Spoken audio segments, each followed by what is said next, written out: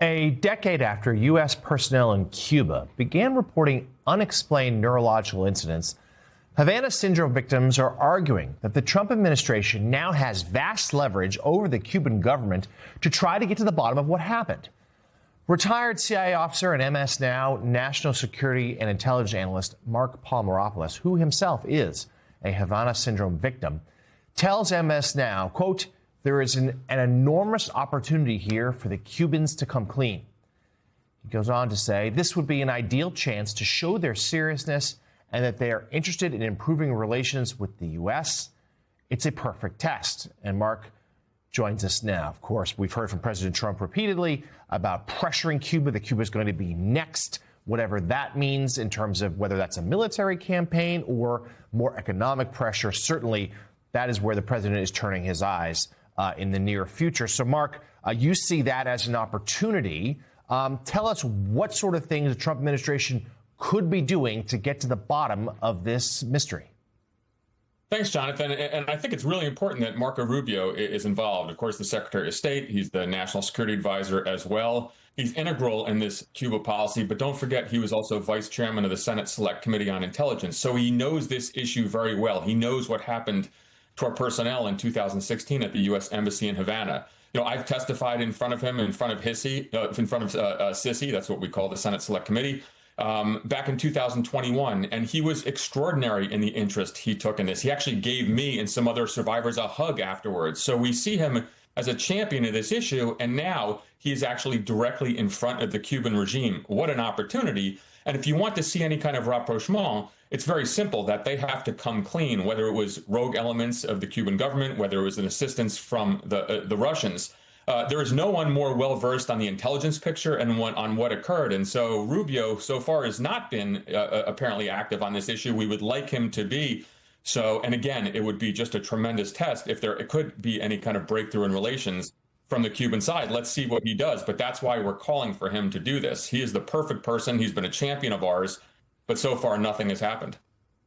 So, Mark, remind those watching about this syndrome, because there's been such shifting explanations and thoughts from various, administrations and government officials, whether it's real, how is it not real, what does it mean, who did it? Is it the Cubans, is it the Russians? I think there's a lot of people watching who find it, understandably hard to keep track. What's the latest that we do know that they can then press in Havana?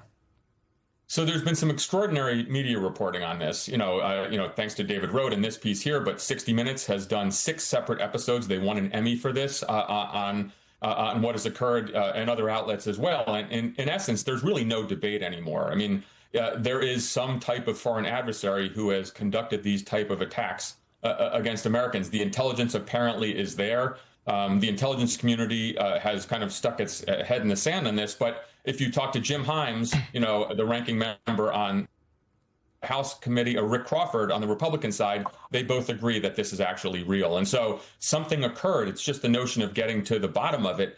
Multiple administrations have promised to do so. They have not come through on this. Tulsi Gabbard, the DNI, in a worldwide threats briefing, but less than 2 months ago, said that she was going to rescind old assessments that kind of basically said this was nothing because of the new reporting, the new intelligence. She hasn't done this as well. And Jonathan, it just goes down to the point of, if we want to get our men and women of the intelligence community, the diplomatic service, the military to go to tough places, we have to know that the government will have our backs. The slogan of the agency is mission first, people always, but they haven't lived up to this. And now Rubio, again, has an incredible opportunity to press the Cubans to eventually come clean. And we would, of course, like the Trump administration to do so as well. But Rubio's in the driver's seat. He has been a champion on this issue. And so far, he's been silent. And there's been a lot of feelings of betrayal. It's been chronic. But now this is getting to be acute because he was our guy. He's there. Let me also say that, Rubio was briefed weekly on this issue by staffers who a lot of the victims would have contact with constantly. He sponsored legislation. I mean, he really was an important figure in this. He's got an opportunity now, and I really hope he takes it. Yeah, this would seem to be the moment. And we should note our friend Michael Weiss also done a lot of good reporting on this. Mark, let's shift gears now. The latest out of the Middle East. The Iran stalemate continues, but there has been more in the last week or so, a real uptick in hostilities. President Trump still insisting the ceasefire will hold, still insisting a deal's not too far off, even though there's really no credible even conversations happening right now. What's your latest assessment here? Is this just going to remain in limbo for potentially weeks or months with this sort of low intensity violence? Jonathan, I think so. And I think I used the term the other day with you, a hot piece. And I think that's proving to be accurate. And where there's this kind of tit for tat exchanges. The problem with that is that it can become escalatory. And even Trump, I think, has said it yesterday that if there was a loss of U.S. life in the U.S. military, things would change. And that, of course, can happen at a moment's notice.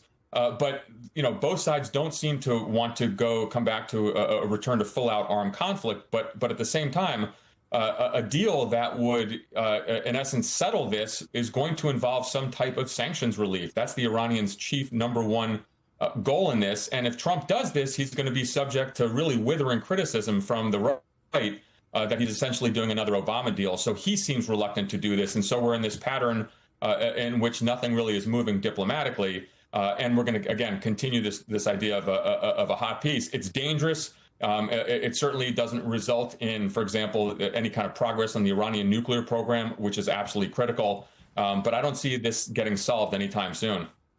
All right. Retired CIA Officer Mark Paul Meropoulos covering a lot of ground for us this morning. Mark, thank you as always.